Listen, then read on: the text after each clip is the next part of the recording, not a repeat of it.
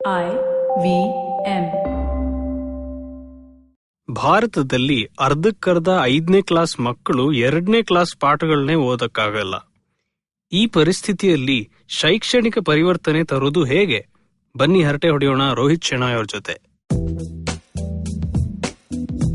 ತಲೆ ಉಪಯೋಗಿಸಿ ಮಾತಾಡೋಣ, ತಲೆಯೆಲ್ಲ ಮಾತಾಡೋಣ. ಬನ್ನಿ ಹರಟೆ ಹೊಡೆಯೋಣ.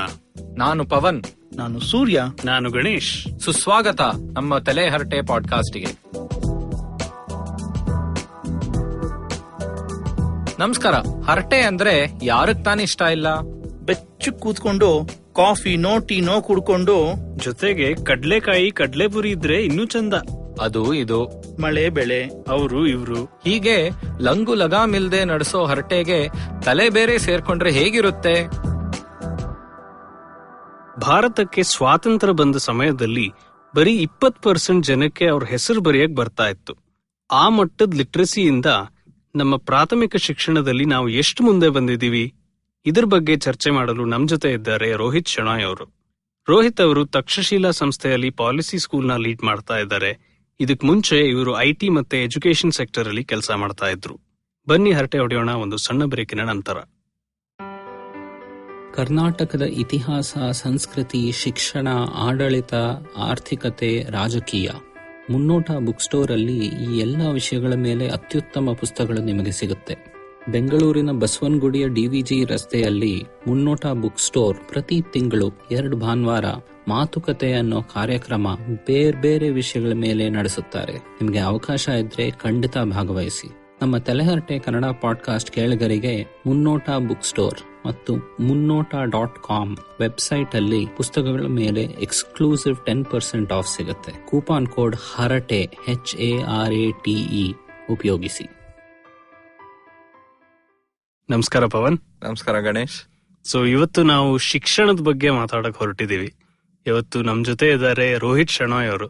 ರೋಹಿತ್ ಅವರೇ, ಸುಸ್ವಾಗತ ನಮ್ಮ ಪಾಡ್ಕಾಸ್ಟ್ಗೆ. Thank you Ganesh. Thank you. Rohit ಅವರೇ, ನೀವು ಶಿಕ್ಷಣದ ಮೇಲೆ ಸಾಕಷ್ಟು ಕೆಲಸ ಮಾಡಿದೀರಾ ಅಂತ ನಾನು ಕೇಳ್ಪಟ್ಟಿದ್ದೀನಿ. ನಿಮ್ ಬಗ್ಗೆ ಒಂದ್ ಸ್ವಲ್ಪ ಹೇಳ್ತೀರಾ? ಹೌದು, ಥ್ಯಾಂಕ್ ಯು ಗಣೇಶ್. ನಾನು 10 ವರ್ಷದಿಂದ IT ಸೆಕ್ಟರ್ ನಲ್ಲಿ ಇದ್ದೀನಿ. ಇನ್ಫೋಸಿಸ್ ಅಲ್ಲಿ ಕೆಲಸ ಮಾಡಿದೆ ಬ್ಯಾಂಗ್ಳೂರ್ನಲ್ಲಿ. ಅದು ಬಿಟ್ಟು ನಾನು ಸೋಷಿಯಲ್ ಸೆಕ್ಟರ್ಗೆ ಬಂದಿದ್ದೀನಿ 3 ವರ್ಷ ಮುಂಚೆ. ಫಸ್ಟ್ ಇಯರ್ ನಾನು ಒಂದು ನ್ಯಾಷನಲ್ ಪ್ರೋಗ್ರಾಮ್ ನಲ್ಲಿ ಇದ್ದೀನಿ, ವುಮೆನ್ಸ್ ಎಂಪವರ್ಮೆಂಟ್ ನಲ್ಲಿ. ಅದರಲ್ಲಿ ಎಲ್ಲಾ ಫೋಕಸ್ ಏನಂದ್ರೆ ಥ್ರೂ ಎಜುಕೇಶನ್ ವಿಮೆನ್ ಎಂಪವರ್ಮೆಂಟ್ ಹೇಗೆ ಮಾಡೋದು, ಅವರಿಗೆ ಯಾವ ತರ ಸ್ಕಿಲ್ಸ್ ಕೊಡ್ಬೇಕು, ಹೇಗೆ ಕೊಡ್ಬೇಕು, ಟೀಚಿಂಗ್ ಮೆಥಡ್ ಅದೆಲ್ಲ. ಅದಾದ್ಮೇಲೆ ಲಾಸ್ಟ್ ಇಯರ್ ಎಂಟೈರ್ ಇಯರ್ ನಾನು ಒಂದು scholarship program, national scholarship program ಅಲ್ಲಿ ಹೆಡ್ ಮಾಡಿದ್ದೀನಿ. ಅದರಲ್ಲಿ ಫೋಕಸ್ ಏನಂದ್ರೆ ಅಂಡರ್ ಪ್ರಿವಿಲೇಜ್ ಫ್ಯಾಮಿಲೀಸ್ ಅಂತ ಹೇಳ್ತಾರಲ್ಲ, ಅಂದ್ರೆ children families of agricultural farmers, migrant labours, daily wage labours, ಅವ್ರ ಮಕ್ಕಳಿಗೆ ಎಜುಕೇಶನ್ ಹೇಗೆ ಕೊಡಬೇಕು, ಯಾವ ತರ ಎಜುಕೇಶನ್ ಆಕ್ಸೆಸ್ ಕೊಡಬೇಕು, ಅವೇರ್ನೆಸ್ ಕೊಡಬೇಕು, ಮತ್ತೆ ಅಫೋರ್ಡಬಿಲಿಟಿ, ಕ್ವಾಲಿಟಿ, ಆ ತರ ಇಶ್ಯೂಸ್ ಎಲ್ಲ. ಸೊ 1 year ಅದು ಆ ಪ್ರೋಗ್ರಾಮ್ ನಲ್ಲಿ ಇದ್ದೀನಿ ನಾನು. ಸೊ ಎಜುಕೇಶನ್ ನಲ್ಲಿ ಇದು ನಮ್ extensive experience, field work experience ಇದೆ ನಮ್ದು. ಸೊ ನೀವು ಕನ್ನಡ ಅನ್ನೋದು ಬೆಂಗಳೂರಿಗೆ ಬಂದ್ಮೇಲೆ ಕಲ್ತಿದ್ದಲ್ವಾ? ಹೌದು, ನಾನು actually Kannada movie fan. So Rajkumar fan. ನನ್ನ favourite song if you come today it's too early. So but ಅದು ಇಂಗ್ಲಿಷ್ ಅಲ್ಲಿ ಇದೆ. ಹೌದು, ಬಟ್ ರಾಜ್ಕುಮಾರ್ ಅಂತ ನನ್ನ fan. I like Kannada movies ಅಂದ್ರೆ ತುಂಬಾ ಇಷ್ಟ. ಇಫ್ ಯು ಕಮ್ ಟುಡೇ ಈಗ ಕನ್ನಡ ಪದಗಳು, ಈಗ ಅದು ಇಂಗ್ಲಿಷ್ ಅಲ್ಲ, ದಯವಿಟ್ಟು ಆ ತರ ಮಾತು ಹೇಳ್ಬಿಡಿ. ಸೊ ಸಂತೋಷಕ್ಕೆ, ಹಾಡು ಸಂತೋಷಕ್ಕೆ, ಅದು ಸೆಕೆಂಡ್ ಫೇವ್ರೇಟ್. ಸೊ ಬೆಂಗಳೂರು ಬಂದು ನಾನು ಕನ್ನಡ ಕಲ್ದೆ. ಸೊ ಈಗ ಮಾತಾಡಕ್ಕೆ ಬರತ್ತೆ, ಬಟ್ ಗ್ರಾಮ್ಯಾಟಿಕಲ್ ಮಿಸ್ಟೇಕ್ ಆಗ್ತಾ ಇರತ್ತೆ. ಸೊ ಮಿಸ್ಟೇಕ್ಸ್ ಆದ್ರೆ ಕ್ಷಮಿಸಿ.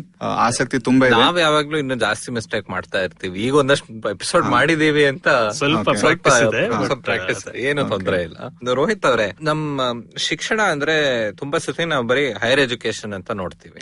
ಆದ್ರೆ ನಮ್ಮ ದೇಶದಲ್ಲಿ ಸ್ಕೂಲ್ ಲೆವೆಲ್ ಶಿಕ್ಷಣ ಹೇಗೆ ಕಳೆದ 70-80 ವರ್ಷದಿಂದ ಬರ್ತಾ ಇದೆ ಅಂತ ಒಂದು ಇಂಟ್ರೊಡಕ್ಷನ್ ಕೊಡ್ತೀರಾ? ಇಂಡಿಪೆಂಡೆನ್ಸ್ ಅಂದ್ರೆ ನಂಗೆ ಜ್ಞಾಪಕ ಇರೋ ತರ ಒಂದು 30-40% ಲಿಟ್ರಸಿ ಇತ್ತು ನಮ್ಮ ದೇಶದಲ್ಲಿ. ಅಷ್ಟು ಇತ್ತ ಅಂತ ಸ್ವಲ್ಪ ಅನುಮಾನ.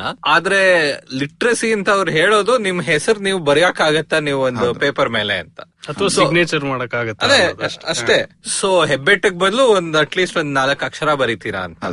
ಸೊ ಆ ಲೆವೆಲ್ ಅಲ್ಲಿ ಇದ್ದವರು ಒಂದಷ್ಟು ಇಂಪ್ರೂವ್ಮೆಂಟ್ ಆಗಿದೆ, ಈಗಲೂ ಚಾಲೆಂಜಸ್ ಇದೆ. ಸೊ ಯಾವ ತರ ಇವಾಲ್ವ್ ಆಯ್ತು ಅಂತ ಸ್ವಲ್ಪ ಹೇಳ್ತೀರಾ? ಓಕೆ, ಪೋಸ್ಟ್ ಇಂಡಿಪೆಂಡೆನ್ಸ್ ನೀವು ನೋಡಿದ್ರೆ ಆಕ್ಚುಲಿ ನೀವು ಗವರ್ಮೆಂಟ್ ಪ್ರೋಗ್ರಾಮ್ಸ್ ಯಾವ್ದಾದ್ರು ಫಾಲೋ ಮಾಡಿದ್ರೆ ನಿಮ್ಗೊಂದು ಅಂಡರ್ಸ್ಟ್ಯಾಂಡಿಂಗ್ ಬರುತ್ತೆ. ಅಂದ್ರೆ ಕಂಟ್ರಿ ಯಾವ ಡೈರೆಕ್ಷನ್ ಅಲ್ಲಿ ಹೋಗ್ತಾ ಇದೆ, ಪ್ಲಸ್ ಗವರ್ಮೆಂಟ್ ಇಂಟೆನ್ಷನ್ ಏನಿದೆ ಅಂತ. ಸೊ ಪೋಸ್ಟ್ ಇಂಡಿಪೆಂಡೆನ್ಸ್ ನೀವು ನೋಡಿದ್ರೆ ಅರ್ಲಿ 50s ನಲ್ಲಿ ಹೈಯರ್ ಎಜುಕೇಶನ್ ಮೇಲೆ ತುಂಬಾ ಫೋಕಸ್ ಇತ್ತು. ಯಾಕೆಂದ್ರೆ ಗವರ್ಮೆಂಟ್ ಒಂದು ಅಕ್ನಾಲೇಜ್ ಮಾಡಿದೆ ಏನಂದ್ರೆ ನಮ್ಗೆ ಡೆವಲಪ್ಡ್ ಕಂಟ್ರೀಸ್ ತರ ಅವ್ರ ಜೊತೆ ಕಂಪೀಟ್ ಮಾಡ್ಬೇಕಾದ್ರೆ ಅವ್ರ ತರ ಟ್ಯಾಲೆಂಟ್ ಇರಬೇಕು. ಸೊ ಬಟ್ ಆ ತರ ಟ್ಯಾಲೆಂಟ್ ಬರಕ್ಕೆ 2 ರೂಟ್ಸ್ ಇದೆಲ್ಲ, either you get the talent or you build a talent.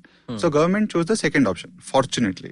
So 50s ನಲ್ಲಿ ನೋಡಿದ್ರೆ IITs IIMs ಅದೆಲ್ಲ ಸ್ಥಾಪನೆ ಆಯ್ತು. ಅದು ಗವರ್ಮೆಂಟ್ ಪಾಲಿಸಿಯಿಂದ ಆಯ್ತು ಅದು. ಯಾಕೆಂದ್ರೆ ಆ ಲೆವೆಲ್ ಆ ಕ್ವಾಲಿಟಿ ಟ್ಯಾಲೆಂಟ್ ಇರ್ಬೇಕಂತ. So first establishment of institution ಆಯ್ತು. ಆಮೇಲೆ ನೀವು ನೋಡಿದ್ರೆ towards 80s and early 90s education ಇದು ಎಕನಾಮಿಕ್ ರಿಫಾರ್ಮ್ಸ್ ಬಂತಲ್ವಾ. ಸೊ ಆವಾಗ ಒಂದು ದೊಡ್ಡ ಚೇಂಜ್ ಆಯ್ತು. ಅಂದ್ರೆ 60-70 ನಲ್ಲಿ ನಮ್ಮ ಪೇರೆಂಟ್ಸ್ ಜನರೇಷನ್ ನೋಡಿದ್ರೆ ಎಜುಕೇಶನ್ ಇದೆ, ಎಲ್ಲರೂ ಗ್ರಾಜುಯೇಟ್ಸ್ ಇದೆ, ಬಟ್ ಅವರಿಗೆ ಜಾಬ್ಸ್ ಇರಲಿಲ್ಲ. Only one type of job, ಅಂದ್ರೆ nationalise institution, nationalise banks, LIC ತರ ಇನ್ಸ್ಟಿಟ್ಯೂಷನ್ಸ್ ಇದೆ, ಅಲ್ಲಿ ಕೆಲಸ ಮಾಡ್ಬೇಕು. ಬಟ್ ಪ್ರೈವೇಟ್ ಸೆಕ್ಟರ್ ಜಾಬ್ಸ್ ಅಂತ ಇರ್ಲಿಲ್ಲ. ಸೊ ನಿಮ್ಗೆ BSc BCom ಎಲ್ಲ ಗ್ರಾಜುಯೇಟ್ಸ್ ಇದ್ರೇನು ಅವರಿಗೆ ತುಂಬಾ ಜಾಬ್ಸ್ ಇರ್ಲಿಲ್ಲ. ಗವರ್ಮೆಂಟ್ ಆವಾಗ ಏನ್ ಫೋಕಸ್ ಮಾಡಿದೆ ಅಂದ್ರೆ ಫಸ್ಟ್ ನಿಮ್ಗೆ ಆಕ್ಸೆಸ್ ಟು ಎಜುಕೇಶನ್ ಇರ್ಬೇಕಂತ ಅದು ಬಂತು. So they started establishing schools, colleges, so that large scale of talent could come to support our growth in jobs.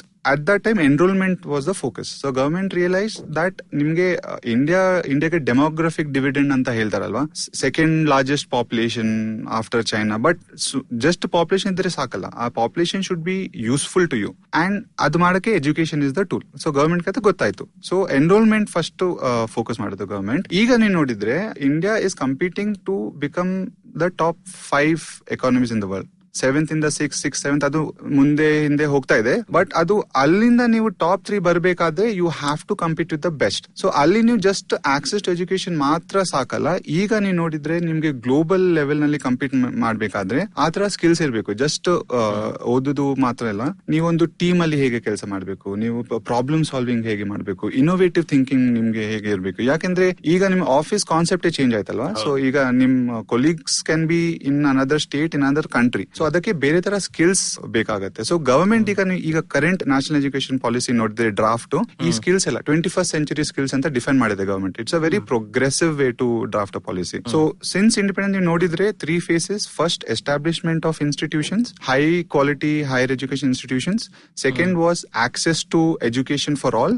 Third phase ಅಲ್ಲಿ ನೋಡಿದ್ರೆ improving the quality of the access that you have given to these people. ಈ ಮೂರ್ phases ಇದೆ. ಈ 21st century skills ಅಂತ ಹೇಳಿದಿರಲ್ಲ, ಇದು ಒಂದೆರಡು ಉದಾಹರಣೆಗಳಿವೆಯಾ? ಹೌದು. ಫಸ್ಟ್ ಬಂದು ಟೀಮ್ ವರ್ಕಿಂಗ್ ಸ್ಕಿಲ್ಸ್. ಯಾಕೆಂದ್ರೆ ಈಗ ನೀವು ನೋಡಿದ್ರೆ ಸ್ಕೂಲ್ ಟಾಪರ್ಸ್ ನೋಡಿದ್ರೆ 90% ಬಂದವರು ಅವರು ಯಾವ ತರ ರೋಟ್ ಲರ್ನಿಂಗ್ ಹೇಳ್ತಾರಲ್ಲ, ಬೈಪಾಠ ಮಾಡ್ಕೊಂಡು ಎಕ್ಸಾಮ್ ಬರೆದ್ರೆ ಮಾರ್ಕ್ಸ್ ಬರುತ್ತೆ. ಬಟ್ ನೀವು ಜಾಬ್ಸ್ ಗೆ ಹೋಗಿದ್ರೆ ಅವರಿಗೆ ಜಾಬ್ ಸಿಗಲ್ಲ. ಯಾಕಂದ್ರೆ they not able to express them self. Personality development ಅನ್ನೋ skill it's very important. They should be able to express them self. ಅದೊಂದು. ಸೊ ಸೆಕೆಂಡ್ ಬಂದು ಟೀಮ್ ವರ್ಕಿಂಗ್ ಸ್ಕಿಲ್ಸ್. ಯಾಕಂದ್ರೆ ಈಗ ಯಾವ ಪ್ರೋಗ್ರಾಮ್ ನೀವು ಇನ್ಫೋಸಿಸ್, TCS ಯಾವ ದೊಡ್ಡ ಕಂಪನಿ ನೋಡಿದ್ರೆ ಇಂಡಿವಿಜುವಲ್ ಜಾಬ್ಸ್ ಅಂತ ಇಲ್ಲ, ಎಲ್ಲ ಟೀಮ್ ಜಾಬ್ಸ್ ಇರುತ್ತೆ. ಸೊ ಒಂದು ಟೀಮ್ ಅಲ್ಲಿ ಟೀಮ್ ಅಂದ್ರೆ ಇದು ಫ್ಯಾಕ್ಟರಿ ಅಲ್ಲ, ನಿಮ್ಗೆ ಅಸೆಂಬ್ಲಿ ಲೈನ್ ನಲ್ಲಿ ನಿಂತ್ಕೊಂಡು ನೀವು ಇದು ಮಾಡಪ್ಪ ಇನ್ಸ್ಟ್ರಕ್ಷನ್ ಕೊಟ್ಟು ಆ ತರ ಇಲ್ಲ ಕೆಲಸ. ನೀವು ಆಕ್ಚುಲಿ ಕೂತ್ಕೊಂಡು ಒಟ್ಟಿಗೆ ಯಾವ್ದೋ ಒಂದು ಪ್ರಾಬ್ಲಮ್ ಅನ್ನು ಒಟ್ಟಿಗೆ ಸಾಲ್ವ್ ಮಾಡ್ಬೇಕು. ಹೌದು. ಯಾಕಂದ್ರೆ ನಿಮ್ ಟೀಮ್ ನಲ್ಲಿ ನಾಟ್ ಓನ್ಲಿ ಬೇರೆ ಸ್ಕಿಲ್ ಸೆಟ್ ಬಟ್ ಬೇರೆ ಥಾಟ್ ಪ್ರಾಸೆಸ್ ಅವ್ರು ಇರ್ತಾರೆ. ಅವರು they don't think like you, they don't look like you. ಅದು ನಮ್ಗೆ ಸಿಟಿಯಲ್ಲಿ ಇರೋ ಜನಕ್ಕೆ ಗೊತ್ತಾಗಿರಲಿಲ್ಲ. But for someone coming from rural areas ಅದು it's a big challenge, right? So ಅದು ನೀವು ಎಜುಕೇಶನ್ ಸ್ಕೂಲಿಂಗ್ ಲೆವೆಲ್ ನಲ್ಲಿ ಅದು ನೀವು ಅವೇರ್ನೆಸ್ ಕೊಡಬೇಕು. ನಾವು ಜಸ್ಟ್ ನಮ್ ಸ್ಟೇಟ್ ಟೀಮ್ ಮೇಟ್ ಜೊತೆನೆ ಕೆಲಸ ಮಾಡ್ತೀವಿ, ನಮ್ ಲೋಕಲ್ ಲ್ಯಾಂಗ್ವೇಜ್ ನಲ್ಲಿ ಮಾಡ್ತೀವಿ, ಆ ತರ ಮೈಂಡ್ ಸೆಟ್ ಇದ್ರೆ you can't work in teams. So ಮತ್ತೆ ಇನೋವೇಟಿವ್ ಥಿಂಕಿಂಗ್. ಯಾಕಂದ್ರೆ ಪ್ರಾಬ್ಲಮ್ ಬಂದ್ರೆ ನಿಮ್ಗೆ ಡೈರೆಕ್ಟ್ ರಿಸೋರ್ಸಸ್ ಇರಲ್ಲ, but with in the resources that you have ನೀವು ಹೇಗೆ ಅದು ಸಾಲ್ವ್ ಮಾಡ್ಬೋದು, ಅದೊಂದು ಮೈಂಡ್ ಸೆಟ್ ಅದು. ಓಕೆ. ಸೊ ಅದೆಲ್ಲ ನೀವು through experiential learning you can teach these skills. So ಇವಾಗ ನಮ್ಮ ತಂದೆ ತಾಯಿ ಕಾಲ ಅವಾಗೆಲ್ಲ ನೋಡಿದ್ರೆ ಯಾರ್ಯಾರು ಸ್ಕೂಲಿಗೆ ಹೋಗಿದ್ರು ಅವರೆಲ್ಲ ಯೂಶಲಿ ಗವರ್ಮೆಂಟ್ ಸ್ಕೂಲಿಗೆ ಹೋಗ್ತಾ ಇದ್ರು. ಇಲ್ಲ ಅಂದ್ರೆ ಯಾರಿಗ ಅವಕಾಶ ಇತ್ತು ಒಂದು ಕಾನ್ವೆಂಟ್ ಹೋಗೋರು ಅಲ್ವಾ. ಪ್ರೈವೇಟ್ ಸ್ಕೂಲ್ ಅಂದ್ರೆ ನಮ್ ದೇಶದಲ್ಲಿ ಕಾನ್ವೆಂಟ್ ಒಂದ್ ಕಾಲದಲ್ಲಿ ಇತ್ತು. ಅಂಡ್ ನೀವು ಬೆಂಗಳೂರು ಬೇರೆ ಬೇರೆ ಸಿಟೀಸ್ ಅಲ್ಲಿ ನೋಡಿದ್ರೆ ಬೇರೆ ಬೇರೆ ಪ್ರೈವೇಟ್ ಸ್ಕೂಲ್ ಈಗಲೂ ಅದನ್ನ ಪಬ್ಲಿಕ್ ಸ್ಕೂಲ್ ಅಂತಾನೆ ಕರಿತೀವಿ. ಆದ್ರೆ ಪ್ರೈವೇಟ್ ಸ್ಕೂಲ್ ಅಲ್ಲ ಒಂದು 40-30 ವರ್ಷ ಆ ಟೈಮ್ ಅಲ್ಲಿ ಸ್ಲೋ ಆಗಿ ಶುರು ಹಾಕೊಂಡ್ ಬಂದಿವೆ ಅಲ್ವಾ. ನೀವು 80s ಅಲ್ಲಿ ನೋಡಿದ್ರೆ ಇನ್ನು ಎಲ್ಲಾರು ಮಕ್ಕಳನ್ನ ಸ್ಕೂಲ್ ಕಳ್ಸೋಕ್ ರೆಡಿ ಇರ್ಲಿಲ್ಲ. ಸ್ಕೂಲ್ ಹೋಗಿ ಅದಕ್ಕೊಂದು ಉಪಯೋಗ ಇದೆ, ಅದಕ್ಕೊಂದು ಮೌಲ್ಯ ಇದೆ ಅಂತ ಎಲ್ಲಾರ ಮನ್ಸಲ್ಲೂ ಇರ್ಲಿಲ್ಲ. ಆವಾಗ ಸರ್ಕಾರ ಅದನ್ನ ಹೇಗ್ ಸಾಲ್ವ್ ಮಾಡೋಕ್ ಟ್ರೈ ಮಾಡ್ತು. ಇವಾಗ ಎಜುಕೇಶನ್ ಅಂದ್ರೆ ಅದೇ ಕಾಂಪ್ಲಿಕೇಟೆಡ್ ಅಲ್ವಾ. ನಿಮ್ಮ ಒಂದು ಕಸ್ಟಮರ್ ಅಂತ ನೋಡಕ್ ಆಗಲ್ಲ. ಸೊ ನಾವು ಇಕನಾಮಿಕ್ಸ್ ಅಂಡ್ ಪ್ರೈವೇಟ್ ಗುಡ್ಸ್ ಅಂತ ನೋಡಿದ್ರೆ ಎಜುಕೇಶನ್ ಅನ್ನೋದು ಸ್ಕೂಲ್ ಎಜುಕೇಶನ್ ಪ್ರೈವೇಟ್ ಗುಡ್ ಅಂತ ಬರ್ಬೋದು ಆಕ್ಚುಲಿ. ಯಾಕಂದ್ರೆ ಒಂದು ಸ್ಕೂಲ್ ಅಲ್ಲಿ ಒಂದು ಸೀಟ್ ಇಂದ ನಿಮ್ಮನ್ ತೆಗೆದ್ರೆ ಬೇರೆ ಯಾರೋ ಅಲ್ಲಿ ಹೋಗಿ ಕೂತ್ಕೋಬಹುದು. ಒಂದು ಸೀಟ್ ಲಿಮಿಟ್ ಇದೆ, ಆತರ ಎಲ್ಲ ಪ್ರಾಬ್ಲಮ್ಸ್ ಇದೆ. ಆದ್ರೆ ನಿಮ್ಮ ಕಸ್ಟಮರ್ ಅನ್ನೋರು ಯಾರು ಸರಿಯಾಗಿಲ್ಲ, ಯಾರೋ ಬೈಯರ್ ಅಂತ ಒಬ್ರಿಲ್ಲ. ಮಕ್ಳಿದ್ದಾರೆ, ಪೇರೆಂಟ್ಸ್ ಇದ್ದಾರೆ. ಸೊ ಅದಕ್ಕೆ ಎಜುಕೇಶನ್ ನಾವು ಮೆರಿಟ್ ಗುಡ್ ಅಂತ ಕರಿತೀವಲ್ವಾ. ನೀವು ಇವತ್ತು ಅದಕ್ಕೆ ನಿಮಗೆ ಕಾಸ್ಟ್ ಇದೆ, ನಿಮ್ ಫೀಸ್ ಕಟ್ಟೋದು, ನಿಮ್ ಟೈಮ್ ಸ್ಪೆಂಡ್ ಮಾಡೋದು. ಆದ್ರೆ ಲಾಭ ನಿಮಗೆ 10 ವರ್ಷ ಆದ್ಮೇಲೆ 20 ವರ್ಷ ಆದ್ಮೇಲೆ ಬರ್ಬೋದು. ಅಂಡ್ ಆತರ ಲಾಭದಿಂದಾನೇ ನಮ್ ಬೆಂಗಳೂರಲ್ಲಿ ಎಷ್ಟ್ ಚೆನ್ನಾಗಿ ನಾವ್ ನೋಡ್ಬೋದಲ್ವಾ. ತುಂಬಾ ಸತಿ ತಂದೆ ತಾಯಿ ಯಾವ್ದೋ ಹಳ್ಳಿಯಿಂದ ಬಂದಿರ್ಬೋದು, ಸಿಟಿಲಿ ಯಾವ ಕೆಲ್ಸ ಸಿಗುತ್ತೋ ಆ ಕೆಲ್ಸ ಮಾಡಿ ಮಕ್ಕಳನ್ನ ಯಾವ್ದೋ ಸ್ಕೂಲ್ ಕಳಿಸಿ ಇವಾಗ ಮಕ್ಕಳು ಕಾಲೇಜ್ಗೆ ಹೋಗಿ IT ಕಂಪನಿ ಸೇರ್ಕೊಂಡು ಒಂದು ಜನರೇಷನ್ ಅಲ್ಲಿ ನಾವ್ ಹೇಳ್ಬೋದಲ್ವಾ, ಒಂದು ಪಾವರ್ಟಿ ಇರೋ ಸ್ಟೇಟ್ ಇಂದ ಒಂದು ಅಟ್ಲೀಸ್ಟ್ ಒಂದು ಮಿಡಲ್ ಕ್ಲಾಸ್ ಸ್ಟೇಟ್ ಬಂದಿದ್ದಾರೆ ಅಂತ. ತುಂಬಾ ಸತಿ ಈ ಪಾವರ್ಟಿ ಅಲಿವೇಶನ್ ಅಂದ್ರೆ ಅದು ಒಂದು ಜನರೇಷನ್ ಇನ ಕೆಲಸ ಅಲ್ವಾ. ಸೊ 80s ಅಲ್ಲಿ ಈ ಪ್ರಾಬ್ಲಮ್ ಹೇಗೆ ಸಾಲ್ವ್ ಮಾಡೋಕ್ ಶುರು ಮಾಡಿದ್ರು ಇವರು? ಸೊ ನೀವು ಎಜುಕೇಶನ್ ನೋಡಿದ್ರೆ ಈವನ್ ಟುಡೇ 3 ಪ್ರಾಬ್ಲಮ್ಸ್ ಇದೆ.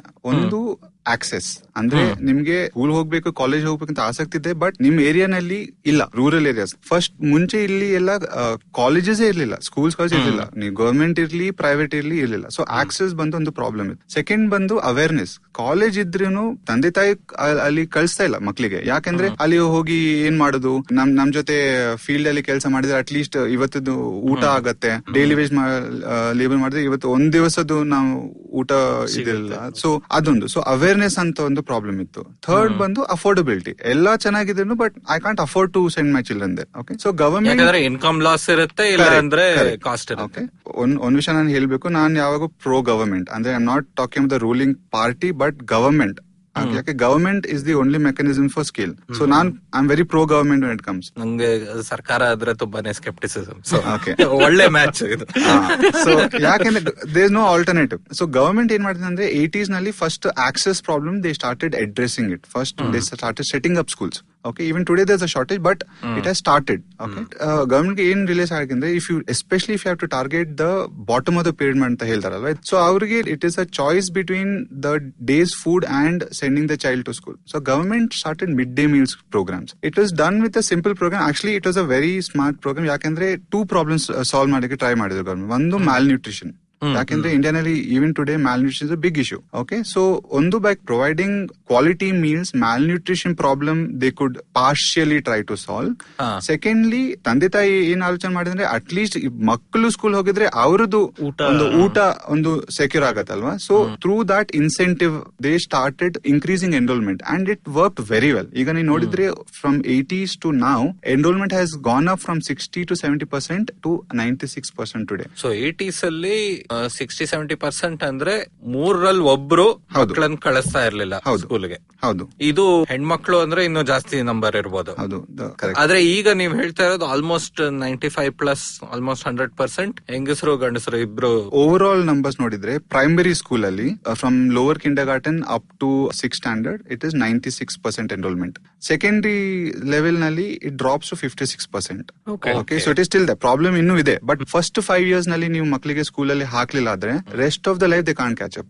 ಜಸ್ಟ್ ಲೈಕ್ ನೀವು ಹೆಲ್ತ್ ಕೇರ್ ನೋಡಿದ್ರೆ ಗವರ್ಮೆಂಟ್ ಸ್ಕೀಮ್ ನೋಡಿದ್ರೆ ಫಸ್ಟ್ 5 years ಇನ್ಫೆಂಟ್ ಮೊರ್ಟಾಲಿಟಿ ಅದೆಲ್ಲ ಫಸ್ಟ್ 5 years ಅಲ್ಲಿ ಟಾರ್ಗೆಟ್ ಮಾಡ್ತಾರೆ, ಈ before birth and first 5 years of birth. So education ಆ ತರನೇ ಫಸ್ಟ್ 3 to 5 years ನಲ್ಲಿ ನೀವು ಮಕ್ಕಳಿಗೆ correct education and basic education ಕೊಡ್ಲಿಲ್ಲ ಆದ್ರೆ ಆಮೇಲೆ ನಿಮ್ಗೆ ಕ್ಯಾಚ್ ಅಪ್ ಮಾಡಕ್ಕೆ ಸಾಧ್ಯನೇ ಇಲ್ಲ. ಗವರ್ಮೆಂಟ್ ಆ ಪ್ರಾಬ್ಲಮ್ ಟಾರ್ಗೆಟ್ ಮಾಡಿದ್ರು. ಫಸ್ಟ್ ಪ್ರೈಮರಿ ಎನ್ರೋಲ್ಮೆಂಟ್ ಆಯ್ತು. ಈಗ ಸೆಕೆಂಡರಿ ಎನ್ರೋಲ್ಮೆಂಟ್ ಅಲ್ಲಿ ಯಾಕೆ ಅದು ಡ್ರಾಪ್ ಆಗ್ತಾ ಇದೆ ಅಂದ್ರೆ the other reasons. First of all mid day meals programmes ಇದೆ, ಬಟ್ schools ನಲ್ಲಿ separate toilets illa. And now all of this you learn over time. Okay, so government with good intention gives the right to education, good policies, but it is failing because children are dropping out because they don't feel safe. Secondly, they're not enough teachers. ಈಗ ನೀವು Indian ಅಲ್ಲಿ ನೋಡಿದ್ರೆ there's a shortage of 2 lakh secondary schools.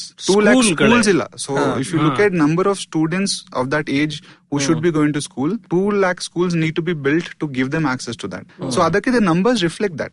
Primary school ನಲ್ಲಿ now every student has an access within 3 kilometers to a school. Okay. So and the enrollment numbers reflect it. 96% reflects that ತಂದೆ ತಾಯಿಗೆ ಕಲಿಸ್ಲಿಕ್ಕೆ ಆಸಕ್ತಿ ಇದೆ, school ಇದೆ, there's a demand supply match. Secondary school ಅಲ್ಲಿ demand ಇದೆ, supply ಇಲ್ಲ. Higher education ನೋಡಿದ್ರೆ the enrollment drops to 25.8%. The government's latest numbers of enrollment in higher education, which is ನಿಮ್ದು engineering, commerce, graduation after 12th ಆದ್ಮೇಲೆ ನೀವು ಓದುದು, ಅದಕ್ಕೆ 25.8%. ನಾವು ಅದಕ್ಕೆ ಬೇರೆ ಪ್ರಾಬ್ಲಮ್ಸ್ ಇದೆ, ಅಫೋರ್ಡಬಿಲಿಟಿ ಅದೆಲ್ಲ ಬರುತ್ತೆ. ಬಟ್ ಗವರ್ಮೆಂಟ್ ಬಂದು ಈ ತರ ಡಿವೈಡ್ ಮಾಡಿ it is attacking the problems one after the. So at least ಈಗ ಪ್ರೈಮರಿ ಸ್ಕೂಲ್ ಅಲ್ಲಿ ಮಕ್ಕಳಂತೂ ಹೋಗ್ತಾರೆ ಸ್ಕೂಲ್ಗೆ, ಅದಕ್ಕೆ ಆಮೇಲೆ ಸೊ ಎನ್ರೋಲ್ಮೆಂಟ್ ಇಂದ ಒಂದು ರಿಟೆನ್ಷನ್ ಪ್ರಾಬ್ಲಮ್ ಈಗ ಒಂದು ಹೊಸ ಪ್ರಾಬ್ಲಮ್ ಅಲ್ವಾ? ಹೌದು, ಕರೆಕ್ಟ್. ಸೊ ಹೆಂಗೆ ಮಕ್ಕಳನ್ನ ಸ್ಕೂಲಲ್ಲಿ ಇಟ್ಕೊಳ್ಳೋದು ನಾವು. ಅಂಡ್ ತುಂಬಾ ಸತಿ ಇದಕ್ಕೆ ಸಂಬಂಧಪಟ್ಟಿದ್ ನೀವು ದಯವಿಟ್ಟು ಇನ್ನೂ ಸ್ವಲ್ಪ ಹೇಳಿ. ಅಸರ್ ರಿಪೋರ್ಟ್, ಈ ತರ ಲರ್ನಿಂಗ್ ಔಟ್ಕಮ್ಸ್ ಅಂತ ಹೇಳ್ತಾರಲ್ಲ. ಸೊ ಈಗ ನೀವು 5ನೇ ಕ್ಲಾಸ್ ಹೊತ್ತಿಗೆ ಸಾಕಷ್ಟು ಕಲ್ತಿಲ್ಲ ಅಂದ್ರೆ ನೀವು 6ನೇ ಕ್ಲಾಸ್ ಪಾಠ ಕಲಿಯೋಕ್ ನಿಮ್ಗೆ ತುಂಬಾ ಕಷ್ಟ ಆಗತ್ತೆ. ಸೊ ಅದ್ರಿಂದಾನು ಜನ ಬಿಟ್ಕೊಂಡ್ ಬರ್ಬೋದಲ್ವಾ? ನಂಗೇನ್ ಬೇರೆ ಕಲಿಯೋಕ್ ಆಗ್ತಾ ಇಲ್ಲ, ನನ್ನ ಲೆವೆಲ್ ಯಾರು ಕಲಿಸ್ತಾ ಇಲ್ಲ. ಯಾಕಂದ್ರೆ 1 ವರ್ಷ ಚೆನ್ನಾಗಿ ಕಲೀಲಿಲ್ಲ ಅಂದ್ರೆ ಮುಂದಿನ ವರ್ಷ ಯಾರು ಅದನ್ನ ರಿಪೀಟ್ ಮಾಡಲ್ಲ.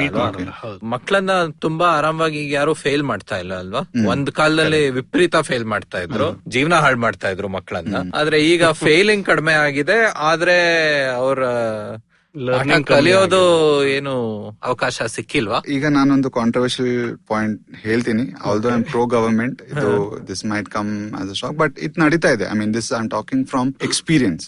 ನಾನು ಇದು ನೋಡಿದೀನಿ in my previous job.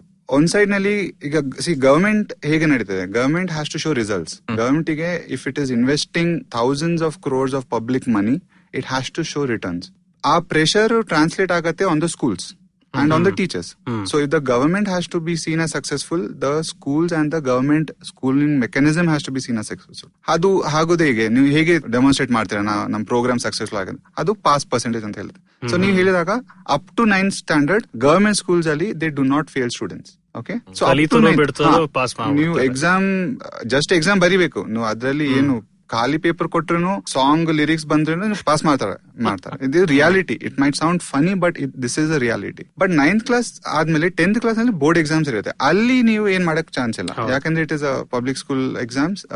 Corrections happen, so you cannot beat the system. So suddenly 9th to 10th there is a huge dropout. Like you said, one of the problems is, yes, they go through school but they don't learn anything. Second ಏನಂದ್ರೆ learning levels. ಅಸರ್ report ಎಲ್ಲ ನೀವು ನೋಡಿದ್ರೆ government realise that they are going to school but they're not learning anything. ಯಾಕಂದ್ರೆ ಈಗ ನೀವು ನೋಡಿದ್ರೆ 8th class student ಗೆ 7th class level reading textbook ಬರಲ್ಲ. Exactly, they can't do basic arithmetics. ಈಗ ನೀವು ನೋಡಿದ್ರೆ ಸ್ಕೂಲ್ ಅಲ್ಲಿ ನಮ್ಗೆ A for apple, B for apple, ಈ ತರ ಟೀಚಿಂಗ್ ಮೆಥಡಾಲಜಿ ಇದೆ. 1 to 10, 1 to 100 ಮಕ್ಕಳು ಹೇಳ್ತಾರೆ. ಬಟ್ ಸಿಂಪಲ್ ನೀವು ಅವ್ರಿಗೊಂದು ಪ್ರಶ್ನೆ ಕೇಳಿದ್ರೆ 1 to 100 ಹೇಳಿದ ಮಕ್ಕಳಿಗೆ 6 ನಂಬರ್ಸ್ ನೀವು ಕೊಟ್ರೆ, ಈ ನಂಬರ್ಸ್ ಅಲ್ಲಿ ದೊಡ್ಡ ನಂಬರ್ ಯಾವ್ದು, ಆಲ್ ವಿದಿನ್ 10, 2, 3, 6, 7, 9, 6 ನಂಬರ್ಸ್ ಕೊಟ್ಟು ದೊಡ್ಡ ನಂಬರ್ ಯಾವ್ದಂದ್ರೆ ಅವ್ರಿಗೆ ಹೇಳಕ್ ಆಗಲ್ಲ. ಯಾಕಂದ್ರೆ ಆ ಕಾನ್ಸೆಪ್ಟ್ ಅವ್ರಿಗೆ ಗೊತ್ತಿಲ್ಲ. ಅವ್ರಿಗೆ ಹೇಗೆ ಗೊತ್ತಾಗುತ್ತೆ, ಟೀಚರ್ಸ್ ಹೇಳ್ಬೇಕು. ಸೊ ಇದೆಲ್ಲ ಪ್ರಾಬ್ಲಮ್ಸ್ ಹೇಗೆ ಫೋರ್ ಫ್ರಂಟ್ ಗೆ ಬಂತಂದ್ರೆ through reports like ASER. Okay, so annual survey of education department ಅಂತ ಬರುತ್ತೆ. ಸೊ ಈಗ ಏನು 10-15 ವರ್ಷದಿಂದ ನಡೀತಾ ಇದೆ ರಿಪೋರ್ಟ್ಸ್. ಹೌದು, ಇದು this is the single largest version of truth that the government uses, that private sector uses to understand the quality of education. India. So Asar, why Asar is successful andre avaru idella they brought out the issues. That just being in 8 does not mean anything anta. Plus ಅವ್ರದ್ದು assessment ತುಂಬಾ simple ಇದೆ. ಅವರು anybody can do it. ಈಗ government ಅಲ್ಲಿ already mechanisms ಇದೆ. ಆಶಾ workers ಅಂದ್ರೆ anganwadi workers, government mechanism ಇದೆ. ಅವ್ರ ಜೊತೆನೆ ಇವರೆಲ್ಲ ಅಸೆಸ್ಮೆಂಟ್ ಮಾಡ್ತಾರೆ. Right, so and very useful assessments. So now the government is trying to address these issues. So ಈಗ if you look at Karnataka, for example, Karnataka is doing very well, decently well in terms of enrollment and quality. But ಈಗ ನೀವು opportunity ಇದೆ. Karnataka and Bangalore especially is the IT hub of India. It's one of the largest employment generators. But quality of talent is still lacking. It is not meeting the supply. So now a lot of work has to be done in that area to improve learning outcomes, especially at the schooling level. ಆದ್ರೆ ಈ learning outcome ಅನ್ನೋದು ಅಂದ್ರೆ ನಿಮ್ಗೆ ಒಂದು English ಇಲ್ಲ ಬೇರೆ ಯಾವ ಭಾಷೆಯಲ್ಲೋ ಒಂದು ಪ್ಯಾರಾಗ್ರಾಫ್ ಕೊಟ್ರೆ ಆರಾಮಾಗಿ ಓದಕ್ ಆಗತ್ತಾ? ಇಲ್ಲ ನಿಮಗ್ ಒಂದ್ ಪದ ಗೊತ್ತು, ಅದೇ ಪದ ತರ ಇನ್ನೊಂದ್ ಪದ ಕೊಟ್ರೆ ಅದನ್ನ ಓದಕ್ ಆಗತ್ತಾ? ಅದನ್ನ ಸರಿಯಾಗಿ ಪ್ರನೌನ್ಸ್ ಮಾಡಕ್ ಆಗತ್ತಾ? ಆತರ ಎಲ್ಲ ಪ್ರಶ್ನೆ ರೀಡಿಂಗ್ ರೈಟಿಂಗ್ ಅಲ್ಲಿ, ಮ್ಯಾಥಮೆಟಿಕ್ಸ್ ಅಲ್ಲಿ ಆತರ ಎಲ್ಲ ಟೆಸ್ಟ್ ಮಾಡ್ಬೋದಲ್ವಾ? ಆದ್ರೆ ಸರ್ಕಾರ ಇಷ್ಟೊಂದು ವರ್ಷದಿಂದ ಬರ್ತಾ ಇದೆ, ಸರ್ಕಾರಕ್ಕೆ ಈ ಲರ್ನಿಂಗ್ ಔಟ್ಕಮ್ ಮೇಲೆ ಜಾಸ್ತಿ ಗಮನ ಅವರು ಕೊಡಕ್ ರೆಡಿ ಇದಾರ? ಈಗ ಕೊನೆಗೂ ರೆಡಿ ಆಗ್ತಾ ಇದಾರ? ಯಾಕಂದ್ರೆ 2009 ನಲ್ಲಿ ಈ ಪೀಸಾ ಸರ್ವೆ ಅಂತ ಬಂತು, international survey.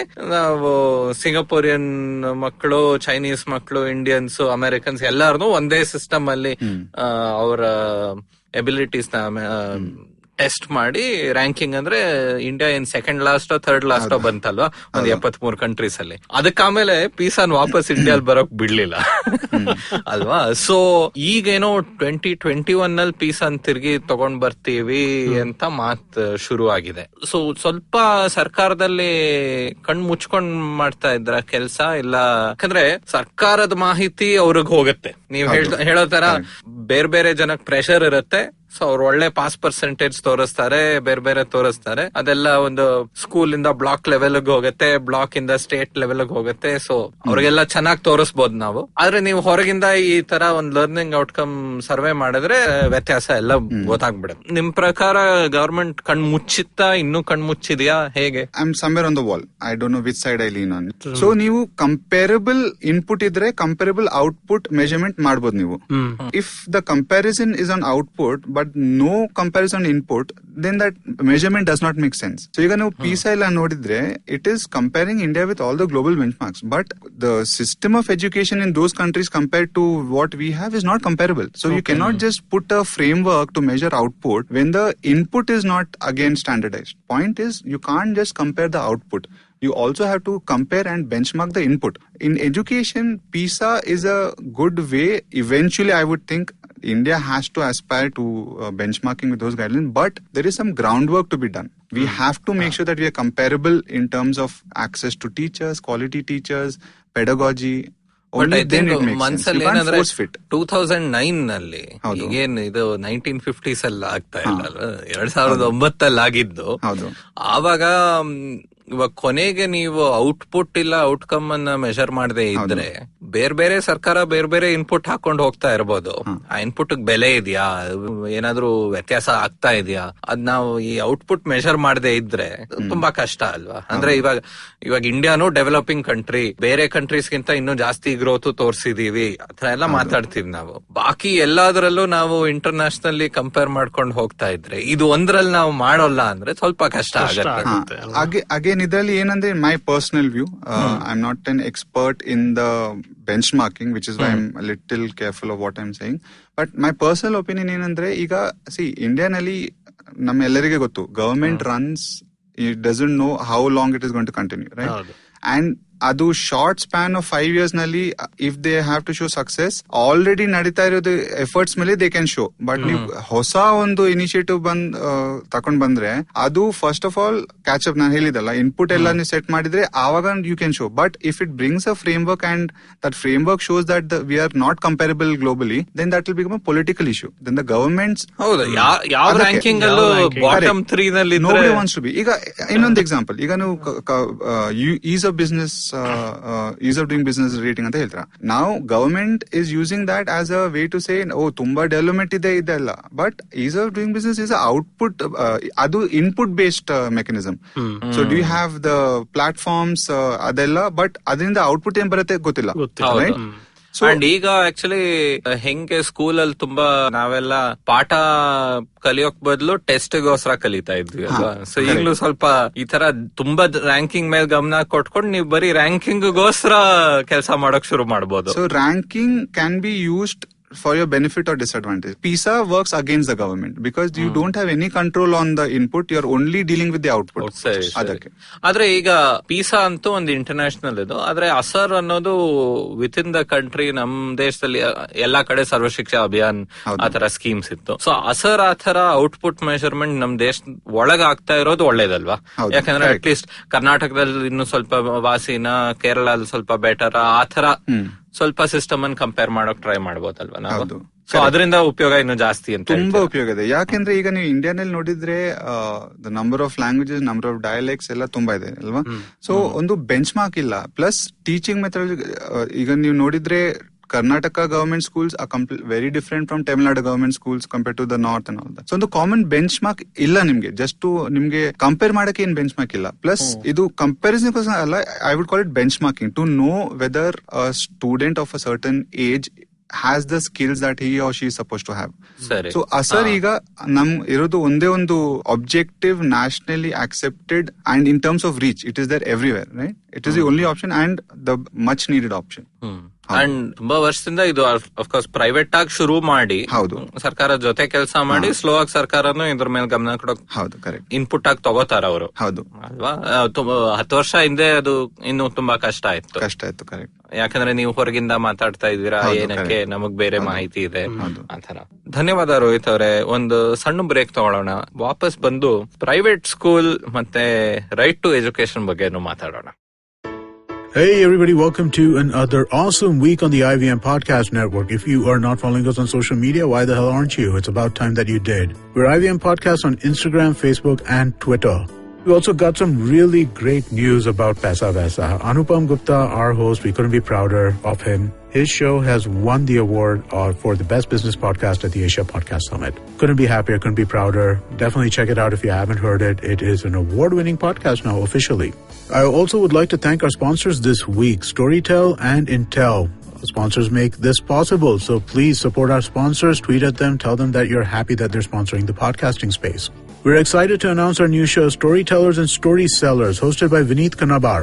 Every episode he talks to two guests, one from the creative side and one from the business side of the entertainment industry. This week, Vineet is joined by Executive Creative Director of TVF and storyteller Saurabh Khanna, and Chief Strategy Officer OML and story seller Tarun Tripathi. Together, they break down what goes into making a branded web series. Tune into new episodes every Thursday. On Cyrus Says, Cyrus is joined by Utsav Memoria. Utsav is the host of our new show and one of my favorites on the network, Postcards from Nowhere. He and Cyrus have a really interesting conversation about Utsav's fandom of Cyrus. Also, they talk a lot about travel and Utsav's recent marriage. On the Scene and the Unseen, Amit is joined by author Parvati Sharma. They talk about her book, Jahangir, an intimate portrait of a great Mughal. On Paisa Vaisa this week, Anupam is joined by Amit Kumar Gupta, Fund Manager PMS Adroit Financial Services. He talks about financial services and the scuttlebutt method of stock research. The Habit Coach completes 150 episodes on Friday. Make sure you tune in to celebrate this milestone with Ashton as he talks about bravery and how to use it in your everyday life. On Simplified, Naren and Shrika break down what behavioral addiction is and how someone suffering from it can be helped. On Golgappa, Trupti is joined by Manashri Soman. She is visually impaired who, despite these crippling odds, completed her secondary education and won the prestigious Balashri Award from President Abdul Kalam. On Feeding 10 Billion, Ramya and Varun are joined by Michelle Adelman. Founder of GoFresh in Botswana, she is harnessing the power of technology with sustainable business models to find innovative solutions to food security in Africa. On Boundless, Natasha reads poetry about the struggles she faced as she entered her 30s and long-distance relationships. On The Origin of Things, Chuck narrates a fascinating story about an adventurous young man whose life revolved around music and road trips. And with that, let's get you on with your show. ನಮಸ್ಕಾರ, ನಾನು ಪವನ್ ಶ್ರೀನಾಥ್. ಇವತ್ತು ನಮ್ಮ ತಲೆಹರಟೆ Kannada podcast ಅಲ್ಲಿ ನಾನು ಮತ್ತೆ ಗಣೇಶ್, ರೋಹಿತ್ ಶೆನೋಯ್ ಅವ್ರ ಜೊತೆ ಮಾತಾಡ್ತಾ ಇದೀವಿ ಶಿಕ್ಷಣ ಬಗ್ಗೆ. ರೋಹಿತ್ ಅವರೇ, ಕಳೆದ 30 ವರ್ಷದಲ್ಲಿ ಪ್ರೈವೇಟ್ ಸ್ಕೂಲ್ ಅನ್ನೋದು ತುಂಬಾ ಜಾಸ್ತಿ ಬಂದಿದೆ ನಮ್ ದೇಶದಲ್ಲಿ. ಮೊದಲು ನಮ್ ಸಿಟೀಸ್ ಅಲ್ಲಿ ಅದೇ ಕಾನ್ವೆಂಟ್ ಇಲ್ಲ ಪಬ್ಲಿಕ್ ಸ್ಕೂಲ್ ಆತರ ಇತ್ತು. ಆದ್ರೆ ಈಗ ಹಳ್ಳಿಗಳಲ್ಲಿ, ಸಣ್ಣ ಪುಟ್ಟ ಟೌನ್ಸ್ ಅಲ್ಲಿ ಎಲ್ಲಾ ಕಡೆ ಪ್ರೈವೇಟ್ ಸ್ಕೂಲ್ ಬರೋಕ್ ಶುರು ಆಗಿದೆ. ಜನ ಏನಕ್ಕೆ ಪ್ರೈವೇಟ್ ಸ್ಕೂಲ್ ಹೋಗ್ತಾ ಇದಾರೆ? ಪ್ರೈವೇಟ್ ಸ್ಕೂಲ್ ತುಂಬಾ ಸತಿ ಸಾಕಷ್ಟು ಹಣ ಖರ್ಚು ಮಾಡ್ಬೇಕು ಅದ್ರ ಮೇಲೆ. ಆದ್ರೆ ನಮ್ ದೇಶದಲ್ಲಿ ಏನ್ ನೋಡ್ತಾ ಇದೀವಿ ಅಂದ್ರೆ, ಶ್ರೀಮಂತರೆಲ್ಲ ಬಡವರುವೆ ದುಡ್ಡಿಲ್ಲ ಅಂದ್ರೇನುವೆ ಕಷ್ಟಪಟ್ಟು ದುಡ್ಡು ಹೆಂಗೋ ಸೇರ್ಸಿ ಮಕ್ಕಳನ್ನ ಕಳಿಸ್ತಾ ಇದ್ದಾರೆ. ಅಷ್ಟೊಂದು ವ್ಯತ್ಯಾಸ ಬಂದಿದೆ ಅಲ್ವಾ? ಒಂದು 30-40 ವರ್ಷದಿಂದ ಮಕ್ಕಳನ್ನ ಕಳ್ಸೋಕ್ ರೆಡಿ ಇರ್ಲಿಲ್ಲ, ಈಗ ಅಷ್ಟು ಚೇಂಜ್ ಬಂದಿದೆ. ಆದ್ರೆ ಈ ಪ್ರೈವೇಟ್ ಸ್ಕೂಲ್ಸ್ ಹೇಗ್ ನಡೀತಾ ಇವೆ ಅದ್ರ ಬಗ್ಗೆ ಸ್ವಲ್ಪ ಹೇಳ್ತೀರಾ? ಅದು ಇದು ನೀವು ನೋಡಿದ್ರೆ ಇದು comes down to demand supply. Okay, so 2 important points ಇದೆ ಇಲ್ಲಿ. ಒಂದು ನೀವು ನೋಡಿದ್ರೆ ರೈಟ್ ಟು ಎಜುಕೇಶನ್ ಬಂದ್ಮೇಲೆ there's been a huge access to opportunity. ಈಗ 2.1 million seats have been created. Okay, but only 20% of them are being used. ಯಾಕಂದ್ರೆ ಇದೆಲ್ಲ ನೀವು ಹೈ ಕ್ವಾಲಿಟಿ ಪ್ರೈವೇಟ್ ಸ್ಕೂಲ್ಸ್ ನಲ್ಲಿ ಬಂದೆ, ಬಟ್ ಅಲ್ಲಿ ಯಾರು ಮಕ್ಳಿಗೆ ಕಲ್ಸ ಇಲ್ಲ, ಯಾಕಂದ್ರೆ ಅಲ್ಲಿ ಹೋಗಿ ಅವರಿಗೆ ಏನ್ they not able to integrate with in the school. Okay, so ಅದೊಂದು ಪ್ರಾಬ್ಲಮ್ ಇದೆ. ಅಟ್ ದ ಸೇಮ್ ಟೈಮ್ ನೀವು for a policy like right to education to succeed, there is a current shortage of schools and teachers. If I just look at schools, ಈಗ ನೀವು private school ಹೇಳಿದ್ರೆ it is relevant to see what is the shortage of schools. ಈಗ they are shortage of 2 lakh secondary schools. Okay, so there is a demand but there is no supply. So that is one reason for private schools to have an opportunity. So 2 lakh schools illa India. Schools ಇಲ್ಲ, secondary school level ಅಲ್ಲಿ schools ಇಲ್ಲ. For the government to build it, it is going to take a lot time. It is not easy. So ಒಂದು demand supply gap ಇದೆ. Second thing where there is a demand supply gap is, ಈಗ ನೀವು ಇದೆಲ್ಲ the companies like Nudge Foundation, all of working this area, so they have done studies and come up with number. One of these numbers ಅವ್ರು ಹೇಳೋದೇನಂದ್ರೆ, ಈಗ ನೀವು India's opportunity ನೋಡಿದ್ರೆ, where the economic opportunity in terms of jobs ಇದೆ, but ಆ jobs ಗೆ fulfil ಮಾಡಕ್ಕೆ skilled workforce ಇಲ್ಲ. ಜಸ್ಟ್ ಒಂದು ಅನುಮಾನ, ಶಾರ್ಟೇಜ್ ಎಷ್ಟಿರ್ಬೋದು ನಿಮ್ ಪ್ರಕಾರ ಡಿಮಾಂಡ್ ಸಪ್ಲೈಗೆ? ಏನೊಂದು 1 ಕೋಟಿ ಜನ, 400 million is the shortage. 40 ಕೋಟಿ 40 ಕೋಟಿ skilled workforce is needed to fill the gap of jobs. So jobs are there, but we don't have skilled labor. Now again, how do you make sure this skilled labor is come? Again, that is where private schools come in. So even though government intent correct ಇದೆ, government policies correct ಇದೆ, but implementation ಆಗಕ್ಕೆ, ಅದು outcomes, desired outcome ಬರಕ್ಕೆ ತುಂಬಾ ವರ್ಷ ಆಗತ್ತೆ. So ಅಲ್ಲಿ ನಿಮಗೆ private schools play a big role. So that is why you see over the past 2 decades ಅಲ್ಲಿ private school growth ತುಂಬಾ ಇದೆ. ಈಗ ಜಸ್ಟ್ ಒಂದು ನಂಬರ್ ಹೇಳ್ತೀನಿ ನಿಮಗೆ. Between 2010 and 11 and 15-16, 77,000 private schools have come up in India. New schools.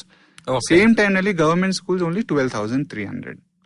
So ನೀವು compare ಮಾಡಿ, government ಮಾಡ್ತಾ ಇದ್ದಾರೆ, ಬಟ್ ಅದು pace cannot match the private sector schools. Okay, so that is what's happening. ಇವಾಗ ಈ ರೈಟ್ ಟು ಎಜುಕೇಶನ್ ಆ ಟೈಮಲ್ಲಿ ಬಂದಾಗ, ಆವಾಗ ಒಂದಷ್ಟು ಪ್ರೈವೇಟ್ ಸ್ಕೂಲ್ ಮೇಲೆ ರೆಗ್ಯುಲೇಷನ್ಸ್ ಬಂತಲ್ವಾ? ಯಾಕಂದ್ರೆ ತುಂಬಾ ಸತಿ ಏನಾಗ್ತಾ ಇತ್ತು, ನಮ್ಮ ಸಿಟಿಲೇ ಯಾವ್ದೋ ಒಂದ್ ಮೂಲೆಯಲ್ಲಿ ಇರ್ಬೋದು, ಇಲ್ಲ ಯಾವ್ದೋ ಹಳ್ಳಿಲಿ ಇರ್ಬೋದು, ನೀವು ಗವರ್ಮೆಂಟ್ ಸ್ಕೂಲ್ ಅಂತ ನೋಡಿದ್ರೆ ಯಾವಾಗ್ಲೂ ಒಂದು ಸ್ವಲ್ಪ ಸೈಜ್ ಮತ್ತೆ ಸ್ವಲ್ಪ ರಿಯಲ್ ಎಸ್ಟೇಟ್ ಇರುತ್ತೆ ಅವ್ರ ಹತ್ರ, ಒಂದು ಮೈದಾನ ಇರುತ್ತೆ, ಒಂದು ಪ್ಲೇ ಗ್ರೌಂಡ್, ಏನಾದ್ರು ಒಂದಷ್ಟು ಜಾಸ್ತಿ ಇನ್ಫ್ರಾಸ್ಟ್ರಕ್ಚರ್ ಅಂತ ಇಲ್ದೇ ಇದ್ರೇನು ಜಾಗ ಇರುತ್ತೆ ಅಲ್ವಾ?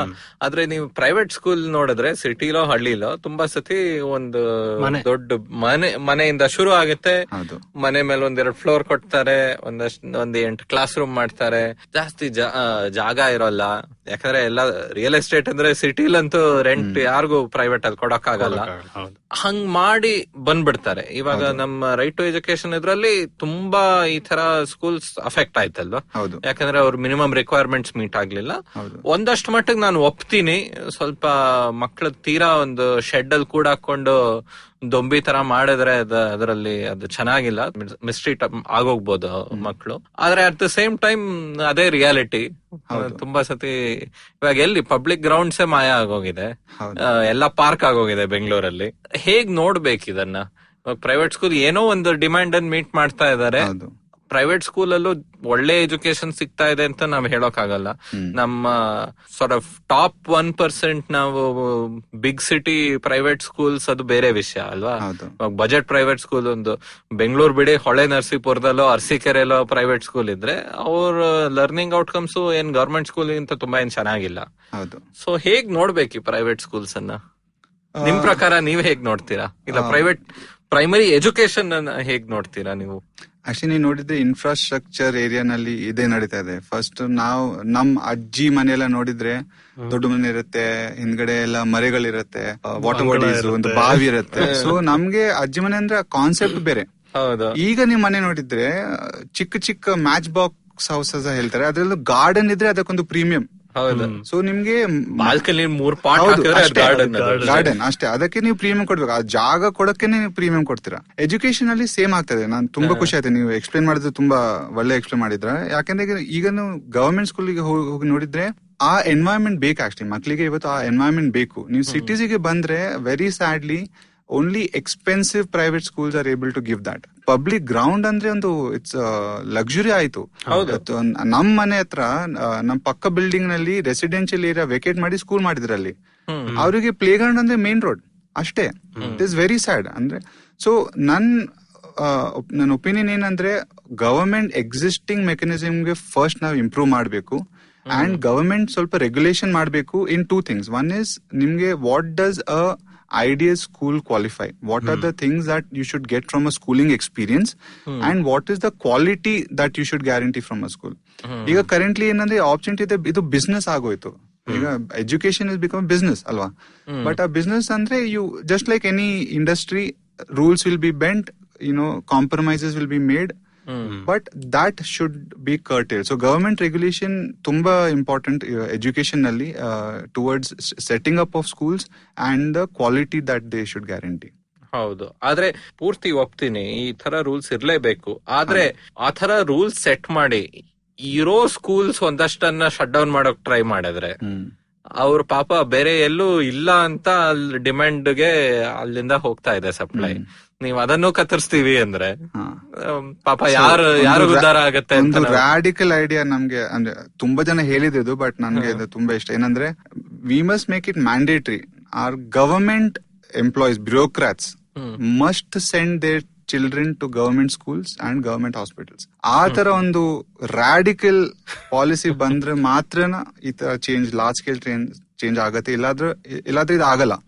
Okay, but anyway let's be practical. ಆ ತರ ಪಾಲಿಸಿ ಬರೋದು ನಿಯರ್ಲಿ ಇಂಪಾಸಿಬಲ್. ಬಟ್ ಏನಂದ್ರೆ ಇಂಡಿಯಾಲ್ ಆಗೋದು ಕಷ್ಟ.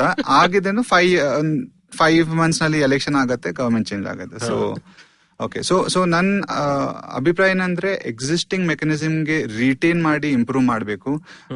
ಜನರಲ್ ಟೆಂಡೆನ್ಸಿ ಏನಂದ್ರೆ whether it is one government or another government or even private sector coming, everybody wants to reinvent the wheel. Let us start from scratch. ಯಾಕೆ? there is so much infrastructure available.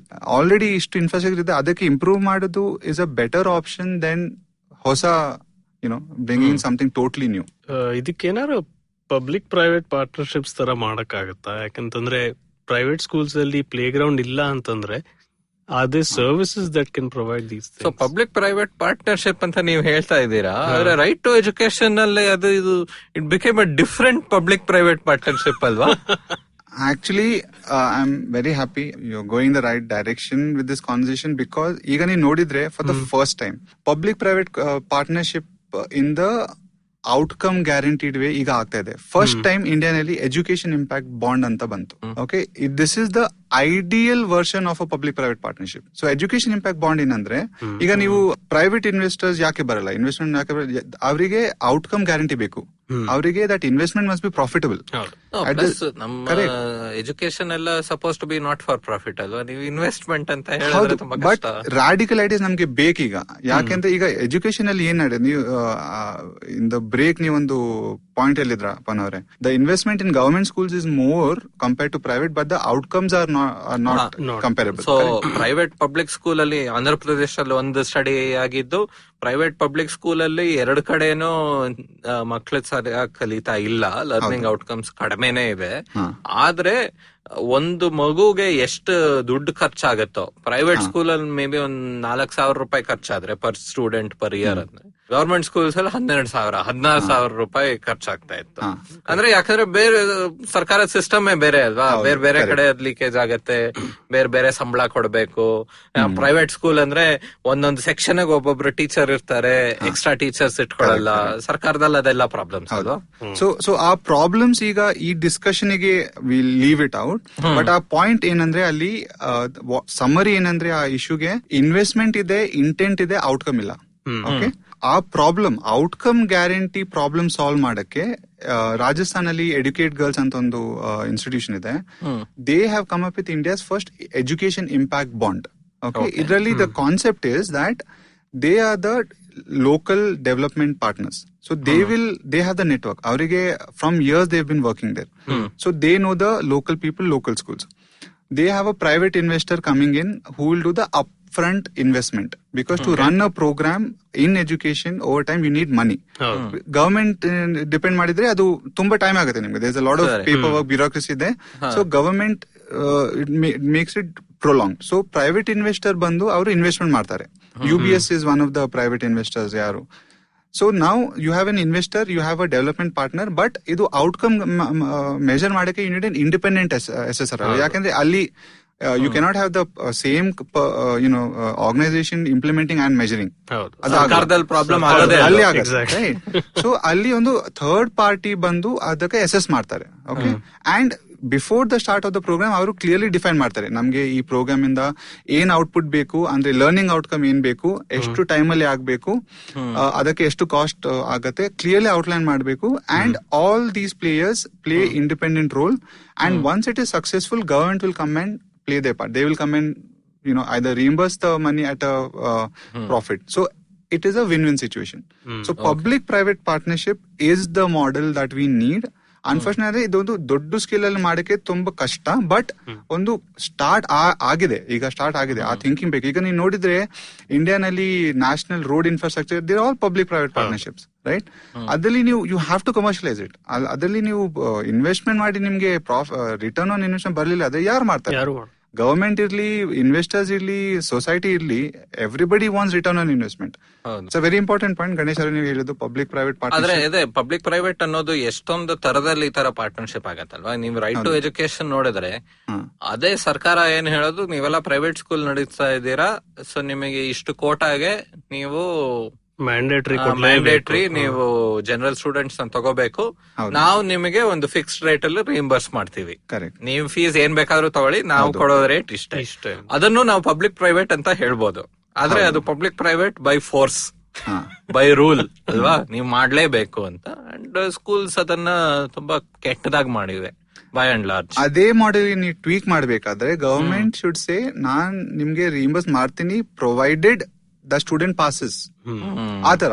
ಅದು ಈಗ ಆದ್ರೆ ಅದ್ರಲ್ಲಿ ನಂಗೆ ಒಂದೇ ಏನಂದ್ರೆ, ಒಂದು ಆಲ್ಮೋಸ್ಟ್ ಮಾರಲ್ ಒಬ್ಜೆಕ್ಷನ್ ಏನಂದ್ರೆ, ಇವಾಗ ಪ್ರೈಮರಿ ಎಜುಕೇಶನ್ ಶಿಕ್ಷಣ ಇಷ್ಟೊಂದು ಮುಖ್ಯ, ಒಂದು ನ್ಯಾಷನಲ್ ಒಂದು ಗುರಿ, ಒಂದು ಪ್ರೈಮರಿ ಗೋಲ್ ಅಂತ ಇದ್ರೆ, ನೀವು ಅದನ್ನ ಏನಕ್ಕೆ ಪ್ರೈವೇಟ್ ಸೆಕ್ಟರ್ ತಳ್ತಾ ಇದ್ದೀರಾ ರೈಟ್ ಟು ಎಜುಕೇಶನ್ ಇಂದ ಅಂತ? ಇದೊಂದು ಇಷ್ಟೊಂದು ಮುಖ್ಯವಾದ್ದು, ಸರ್ಕಾರ ಮಾಡ್ಬೇಕು, ಸರ್ಕಾರ ಇದ್ರ ಮೇಲೆ ಗಮನ ಕೊಡ್ಬೇಕು ಅನ್ಬಿಟ್ಟು, ಸರಿ ನೀವು ಪ್ರೈವೇಟ್ ಸೆಕ್ಟರ್ ಮಾಡಿ ನಿಮಗ್ ನಾವು ಏನೋ ರಿಇಂಬರ್ಸ್ ಕೊಟ್ಬಿಡ್ತೀವಿ ಅಂದ್ರೆ, ಅದ್ರಲ್ಲಿ ಸ್ವಲ್ಪ ಮಾರಲ್ ಕ್ವೆಶ್ಚನ್ ಇದೆ. ಏನಕ್ಕೆ ನೀವು ನಿಮ್ ಜಿಮ್ಮೆದಾರಿ ಬೇರೆಯವ್ರಿಗೆ ಬಿಟ್ಕೊಟ್ಟಿದೀರಾ ಅಲ್ವಾ? ಪ್ಲಸ್ ಈ ತರ ಫೋರ್ಸ್ ಇಂದ, ಯಾಕಂದ್ರೆ ಎಷ್ಟೋ ವರ್ಷದಿಂದ ಏಡೆಡ್ ಸ್ಕೂಲ್ಸ್, ಏಡೆಡ್ ಕಾಲೇಜ್ ಅದೆಲ್ಲ ನಾವು ನೋಡ್ಕೊಂಡ್ ಬಂದಿದೀವಿ.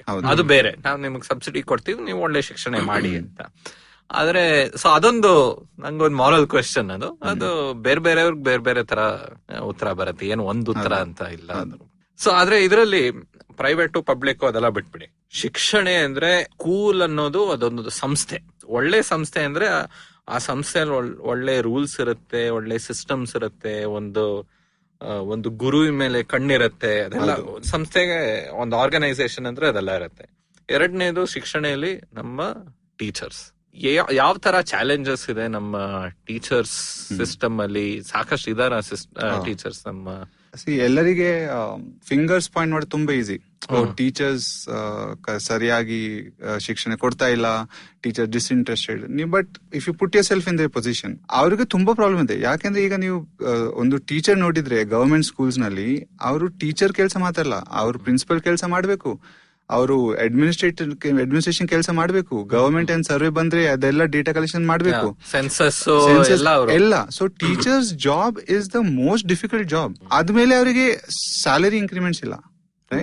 ಸೊ ಅವರು ಆಲ್ರೆಡಿ ನೀವು ನೋಡಿದ್ರೆ, ಈಗ ಗವರ್ಮೆಂಟ್ ಸಿಸ್ಟಮ್ ಮೆಷಿನರಿ ನೋಡಿ, ಗವರ್ಮೆಂಟ್ ಸ್ಕೂಲ್ ಟೀಚರ್ ನೋಡಿದ್ರೆ, ಅವರು ಓನ್ಲಿ ಪ್ಯಾಷನ್ ಅಲ್ಲಿ ಮಾಡ್ತಾ ಇದಾರೆ. ಅವರು only passion. Until education becomes profitable in the right areas. ಯಾಕಂದ್ರೆ ಟೀಚರ್ ಈಗ ನೀವು ಮಕ್ಕಳಿಗೆ ಕೇಳಿದ್ರೆ ಯಾವ ಸ್ಕೂಲಲ್ಲಿ ಹೋಗಿ, private, public, okay, anywhere you go and you ask people, ನೀವು ದೊಡ್ಡಾಗಿ ಏನಾಗ್ಬೇಕಂತ, ಯಾರು ನಿಮ್ಗೆ ಟೀಚರ್ ಅಂತ ಹೇಳಲ್ಲ. ಯಾಕೆಂದ್ರೆ ಈವನ್ ಟೀಚರ್ಸ್, ತಂದೆ ತಾಯಿ ಟೀಚರ್ಸ್ ಇದ್ರೆ ಅವ್ರ ಮಕ್ಳಿಗೆ ಟೀಚರ್ ಆಗ್ಬೇಕಂತ ಹೇಳಲ್ಲ. This is the sad reality.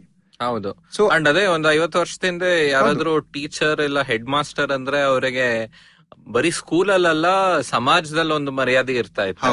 ಓ ಇವರು ಮೇಷ್ಟ್ರು, ಆ ಶಬ್ದನೇ, ಆ ಪದ ಮೇಷ್ಟ್ರು ಅಲ್ವಾ, ಈಗ ಅದಿಲ್ಲ. ಸೊ ಆ ಪರ್ಸ್ಪೆಕ್ಟಿವ್ ಬೇಕು. Why has private sector IT grown? ಯಾಕಂದ್ರೆ that has become a sustainable profession. ನಿಮ್ಗೆ IT ನಲ್ಲಿ ಪ್ಯಾಷನ್ ಏನ್ ಬೇಡ, ನೀವು ಸುಮ್ನೆ ದುಡ್ಡು ನೋಡ್ಕೊಂಡು ಕೆಲಸ ಮಾಡಬಹುದು. Okay, but that's not the right way. But passion ಬರಕ್ಕೆ ನಿಮ್ಗೆ first basic needs have to be met. So ಈಗ ನೀವು ನೋಡಿದ್ರೆ ಎಜುಕೇಶನ್ ಅಲ್ಲಿ the biggest problem is that teachers ಮೇಲೆ ತುಂಬಾ ಫೋಕಸ್ ಇಲ್ಲ. ನೀವು ಎಲ್ಲ CSR ಆಕ್ಟ್ ಬಂದ್ಮೇಲೆ ನೀವು ಅದು ಬಂದು ಅವರು ಆ ದುಡ್ಡು ಯಾಕೆ ಯೂಸ್ ಮಾಡ್ತಾರೆ ಸ್ವಲ್ಪ ಅನಲೈಸ್ ಮಾಡಿದ್ರೆ, ಔಟ್ ಆಫ್ ದ 419 million 2016 ಅಲ್ಲಿ CSR ದುಡ್ಡು $419 million ಇಂಡಿಯಾನಲ್ಲಿ ಬಂತು. ಅದರಲ್ಲಿ most of the expense is on primary and secondary education. But that does not go into increasing the salary of teachers. It goes into implementation of a project, teaching methodologies, laptop ಕೊಡ್ಬೇಕು, tablet ಕೊಡ್ಬೇಕು, ಅದೆಲ್ಲ digital infrastructure. But teacher ಸ್ಯಾಲರಿಗೆ ಅವ್ರು ಕೊಡಲ್ಲ, right? But they will expect the teachers and the principals to help implement the programmes. Extra ಕೆಲಸ ಅವರಿಗೆ. I mean, why will anyone do it? So ಆ thinking ಒಂದು change ಮಾಡಬೇಕು. ಯಾಕಂದ್ರೆ teachers are the most important piece in this entire mechanism.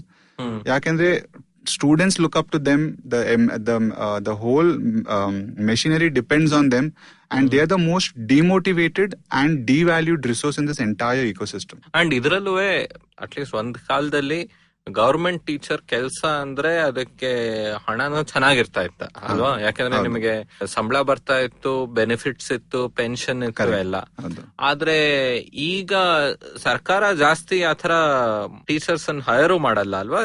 Contract teachers ಇನ್ನು ತುಂಬಾ ಜಾಸ್ತಿ ಆಗಿದ್ದಾರೆ ಈಗ. ಸೊ ನೀವೊಂದ್ ಸಂಬಳ ಕೊಟ್ಟು, ಒಂದು ಕಡಿಮೆ ಸಂಬಳ ಕೊಟ್ಟು ಏನು ಬೆನಿಫಿಟ್ಸ್ ಕೊಡದೆ ಸರ್ಕಾರ ಮುಂದೆ ಹೋಗ್ತಾ ಇದೆ ಅಲ್ವಾ? ಯಾಕಂದ್ರೆ ಆತರ ಟೀಚರ್ಸ್ ಅನ್ನ ಹೈರ್ ಮಾಡಿದ್ರೆ ಟೀಚರ್ ಯೂನಿಯನ್ಸ್ ಗೆ ಬಲ ಇರತ್ತೆ, ಬೇರೆ ಪ್ರಾಬ್ಲಮ್ಸ್ ಬರುತ್ತೆ. ಸೊ ಅದರಲ್ಲಿ ಆ ಒಂದ್ ಕಾಲದಲ್ಲಿ ನೀವ್ ಹೇಳ್ತಾ ಇರೋದು, ಒಂದು ಗವರ್ಮೆಂಟ್ ಟೀಚರ್ ಅಂದ್ರೆ ಅವ್ರಿಗೆ ಮರ್ಯಾದೆ ಇರ್ತಾ ಇತ್ತು, ಸಂಬಳ ಮತ್ತೆ ಬೆನಿಫಿಟ್ಸ್ ಇರ್ತಾ ಇತ್ತು. ಈ ಎರಡೂ ಹೋಯ್ತು. ಕರೆಕ್ಟ್ ಅಲ್ವಾ? ಕರೆಕ್ಟ್. ಸೊ ನಿಮಗೆ ನೀವ್ ಏನಕ್ಕೆ ಹೋಗಿ ಟೀಚಿಂಗ್ ಮಾಡ್ಬೇಕು ಅಂದ್ರೆ ನಿಮಗೆ ಸ್ವಲ್ಪ ಹುಚ್ಚಿರ್ಬೇಕು ಹೋಗಿ ಟೀಚಿಂಗ್ ಮಾಡೋದಕ್ಕೆ. ಸೊ ಇದ್ರಲ್ಲಿ ನಿಮ್ ಪ್ರಕಾರ ಈಗ 2019 ಇದೀವಿ, ಎಲ್ಲ ಪ್ರಾಬ್ಲಮ್ಸ್ ಗೊತ್ತು ನಮಗೆ. ಸೊ ನಿಮ್ ಪ್ರಕಾರ ಹೇಗೆ ಇದನ್ನ ಸಾಲ್ವ್ ಮಾಡೋಕೆ ಮುಂದೆ ಹೋಗ್ಬೇಕು? ನಾನ್ ಹೇಳಿದಲ್ವಾ, ಈಗ ಹೊಸ ರಾಡಿಕಲ್ ಐಡಿಯಾ ಏನು ನ್ಯೂ ಥಿಂಗ್ ಮಾಡ್ಬೇಕಂತ ಏನಿಲ್ಲ. ತುಂಬಾ ಎಫರ್ಟ್ ಆಲ್ರೆಡಿ ನಡೀತಾ ಇದೆ, ಅದನ್ನೇ ಕಂಟಿನ್ಯೂ ಮಾಡಬೇಕು, right? But some basic things that we have to do is that policy already ಇದೆ, implement the policy well. That is the first thing ನಾನು ಹೇಳಿದೆ. ಅಂದ್ರೆ ನ್ಯಾಷನಲ್ ಎಜುಕೇಶನ್ ಪಾಲಿಸಿ ಇವತ್ತು it's a very very advance, I think well thought through policy. Government has made a right effort. Academic experts ತಗೊಂಡು, behavioural experts ತಗೊಂಡು, scientific evidence based policy ಮಾಡಿದ್ರು. ಈಗ CSR focus ಇದೆ. CSR act ಬಂದ್ಮೇಲೆ, 2013 CSR act ಬಂದ್ಮೇಲೆ ಈಗ ದುಡ್ಡು ಇದೆ, ಸಿಸ್ಟಮ್ ಅಲ್ಲಿ ದುಡ್ಡು ಇದೆ, ಪಾಲಿಸಿ ಇದೆ, ದುಡ್ಡು ಇದೆ, ಇಂಟೆಂಟ್ ಇದೆ. ಈಗ ಗಣೇಶ್ ಅವ್ರು ಹೇಳಿದ್ರಲ್ವಾ, ಅದು ಪಬ್ಲಿಕ್ ಪ್ರೈವೇಟ್ ಪಾರ್ಟ್ನರ್ಶಿಪ್ ಅಂತ ಅಟ್ ದ ಇಂಟೆಂಟ್ ಲೆವೆಲ್ ಹಾಕ್ಬೇಕು. ಯಾಕೆ? And you have to identify the real issues. ಯಾಕಂದ್ರೆ everybody talks about the convenient truth. pedagogy, they will point mistakes, but I think the focus has to shift to improving capacity through teachers. That is neglected. I think that should now be the focus of the implementation phase of national education policy, capacity building. And I think just continue with the existing mechanism and strengthen the government machinery. That is my view. So build more government schools, improve the existing government schools, so that education becomes a choice, a preferred choice of career. Innond last point ಏನಂದ್ರೆ ಪವನ್ ಅಂದ್ರೆ, ಈಗ ನೀವು ನೋಡಿದ್ರೆ ಈಗ ನಾವು education learning outcomes ಅಂದ್ರೆ first point ನಮ್ದು pedagogy, teaching methodology, teacher ಸರಿ ಕಲ್ತಲ್ಲ. But there's one big point that everybody misses out. Okay, ಈಗ ಜಸ್ಟ್ ಒಂದು ನಿಮ್ಗೆ ಒಂದು ಫ್ಯಾಕ್ಟ್ ಹೇಳ್ತೀನಿ. ಇಂಡಿಯಾದಲ್ಲಿ 12 million teachers and 1 lakh school principles. They control 1.5% of the GDP as budget. So nimdu 1.5% of the GDP is controlled by just such a small number. So what does it mean? It means two things.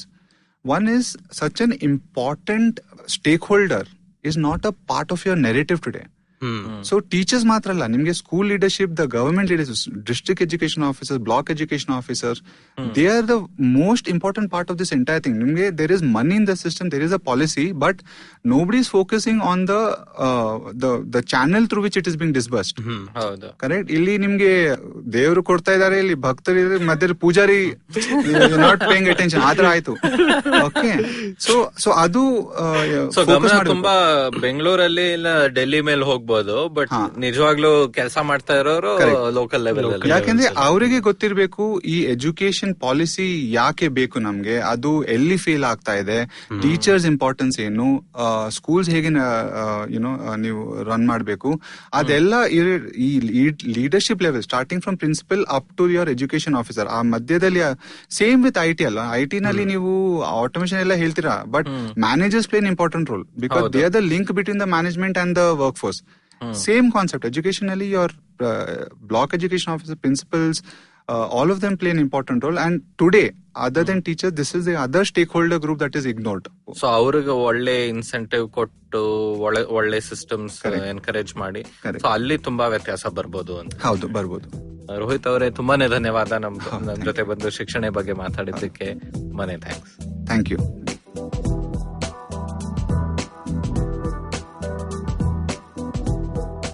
ಇವತ್ತಿನ episode ಇಷ್ಟ ಆಯ್ತಾ? ಹೊಸ episode ಕೇಳೋದಿಕ್ಕೆ IVM podcast app ಅಥವಾ ಇನ್ ಯಾವ್ದಾದ್ರೂ podcast app download ಮಾಡಿ ತಲೆ-ಹರಟೆ Kannada ಪಾಡ್ಕಾಸ್ಟ್ಗೆ subscribe ಮಾಡಿ. ನಾವು ಫೇಸ್ಬುಕ್, ಟ್ವಿಟರ್, ಇನ್ಸ್ಟಾಗ್ರಾಮ್ ಎಲ್ಲಾ ಕಡೆ ಇದ್ದೀವಿ. ಫಾಲೋ ಮಾಡಿ @ಹರಟೆ ಪಾಡ್, HARATEPOD. ಇನ್ನೂ ಏನಾದ್ರೂ ಹಂಚ್ಕೋಬೇಕಾಗಿದ್ರೆ ಇಮೇಲ್ ಕಳಿಸಿ haratepod@gmail.com. ನಮ್ಮ ಈ ಕನ್ನಡದ ಹೊಸ ಪಾಡ್ಕಾಸ್ಟ್ ಬಗ್ಗೆ ಎಲ್ಲರಿಗೂ ತಿಳಿಸಿ. ಅಣ್ಣ ತಮ್ಮ, ಅಕ್ಕ ತಂಗಿ, ಅಂಕಲ್ ಆಂಟಿ, ಮನೆಯಲ್ಲಿರೋ ಟಾಮಿ, ಊರಲ್ಲಿರೋ ಫ್ರೆಂಡ್ಸು ಎಲ್ಲರಿಗೂ ಹೇಳಿ. ಮುಂದಿನ ವಾರ ಮತ್ತೆ ಭೇಟಿಯಾಗೋಣ. ಧನ್ಯವಾದ.